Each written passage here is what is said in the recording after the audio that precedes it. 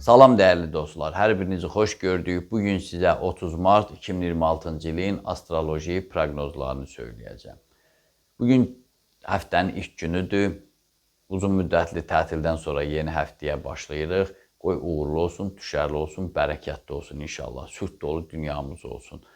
Və həftəlik proqnozlar barədə dünənki proqnozlarda da dedim. Bizim hər həftə bazar günü Cəbhə TV YouTube kanalında həftəlik proqnozlar efirdə olur. Bir balaca girişdə ictimai-siyasi məsələlər toxunuram. 1 dəqiqə, 2 dəqiqə.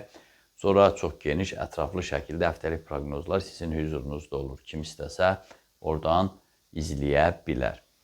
Və bugün tarixi gündür. Səhv eləmirəmsə, mart ayında 2 dəfə elə tarixi gün demişdik. Bir dəfə demişdik, bu ikincidir. Mart ayında bugün nəsə elə bir hadisə olacaq ki, dünya ondan danışacaq. Biz də bir bəndə, aciz bəndə olaraq ancaq dua edə bilərik ki, gözəl şeylər olsun. Ölkəmizə, dinc insanlara hər hansı bir hücum olmasın, partlayış olmasın, nə bilim, dünyamıza bir sülh gəlsin. Yaxşı hadisə olsun ki, hansısa bir müharibənin dayandığını eşidək, nə bilim, sülh danışıqlarının olmağını eşidək. Ölkəmizdə, qonşu dövlətlərdə, elə dünyanın hər yerində elə bir xoş xəbər olsun ki, bütün medialar, o cümlədən bizim kanal manşetlərə çıxarsın ki, bax, bu hadisə oldu, sevinək. Arzu eləyə, hər halda hamınız eyni vaxtda arzu eləsəz onu reallığını yaşaya bilərik. Və görək bu gündə, bu tarixi gün dediyim təqvimdə ayrı-ayrı bürclər üçün ümumi mənzərə necədir? Qoç bürcü. Ümumi məziyyətlərinə görə düşərli bir gün hesab etmək olar. Mənzil alqı-satqısı və ya təmir işləri üçün uğurlu vaxtdır. Ulduzlar siyasi proseslərdən uzaq olmağınızı tövsiyə edir. Gərək mən, əgər bugün canlı yayın versəm, siyasi yönümlü olmasın, yaxud da müsahibə almayın. Bugün ancaq mənəvi ya astroloji söhbətlər edeyim. Ola bilər ki, inşallah aprel ayı necə gəlir? İctimai-siyasidir, o da təbii ki. Amma planetar quruluşa əsasən ola bilər bugünə salaq, heç 31-nə salmayaq. Yer gəlmişkən bürclər üzrə aylıq proqnozlar bu videonun son 20 saniyəsində var. Kim baxmayıbsa, oradan axtarıb tapıb, üstündən vurub baxa bilər. Son 20 saniyəyə qədər izləyin, yaxud da ötürün, baxacaqsınız, görəcəksiniz. Buğa bürcü. Hazırki mövqelərinizdə azacıq redaktə etməyə ehtiyacınız var, yəni düzəliş eləməyə. Bu, gələcək işlərinizin sürətlənməsinə xidmət edə bilər. Pul sövdələşmələrində diqqətli olun ki, varlanmağınız sürətlənsin. Yəni, təyinatı üzrə alqı-satqını o üzrə eləyin. Əkizlər bürcü. Darıxdırıcı məqamlarınız arxada qalmaqdadır. Elə addımları atın ki, ətrafda rəğbət oyadasınız. Çox da uzaq olmayan ünvanlara səfərə çıxmaq, yaxud da əlaqə saxlamaq, ünsiyyət qurmaq daxili rahatlığınızı təmin edəcək. Xərçəng bürcü. Sağlıq durumunuzu nəzarətdə saxlaya bilsəniz, yazın bu gözəl təqvimindən zövq alacaqsınız. Ruhunuzu zənginləşdirmək üçün mənəvi meyarlara daha çox üstünlük verin. Görün, neçə gün, 10 gündən çoxdur, işə filana çıxmışsınız və birdən-birə gəlirsiniz. Onu zənginləşdirin gününüzü, nəinki gərginləşdirmək.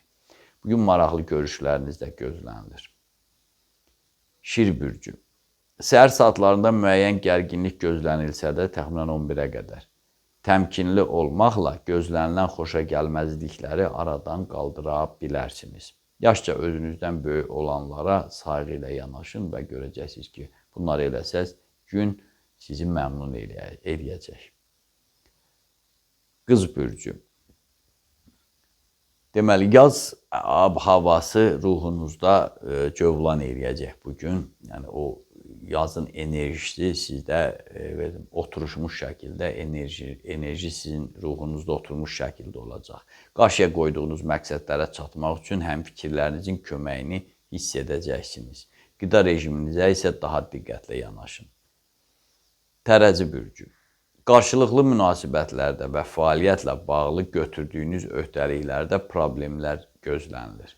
İndiki amansız cəmiyyətdə nəyəsə asanlıqla yetişməyə mümkünlüyünə inanmayın. Yaxud heç bu ikinci dediyim cümlə olmaya da bilər. Uzun müddətli tətildən sonra birdən-birə gərgin iş qrafikinə aktiv iş qrafikinə uyğunlaşmağınız biraz sizdə gərginlik yarada bilər. Bunu mütləq nəzərə alın, təbii hal kimi baxın. Əqrəb bürcü. Maliyyə məsələlərində bir qədər sıxıntılı məqamlarınız gözlənilsə də dözüm nümayiş etdirməyə dəyər. Çünki sizdə maliyyə əslində aprel ayında da, hətta yəqin aylıq proqnoza baxmışsınız, aprel ayında da maliyyə ilə bağlı hər hansı bir çətinliyiniz olmamalıdır. Buraxdığınız səhvlərdən də nəticə çıxarın. Nahardan sonranı isə təxminən 3-ün yarısından axşama qədər olan vaxtı isə sevgiyə həsr etsəniz yaxşıdır.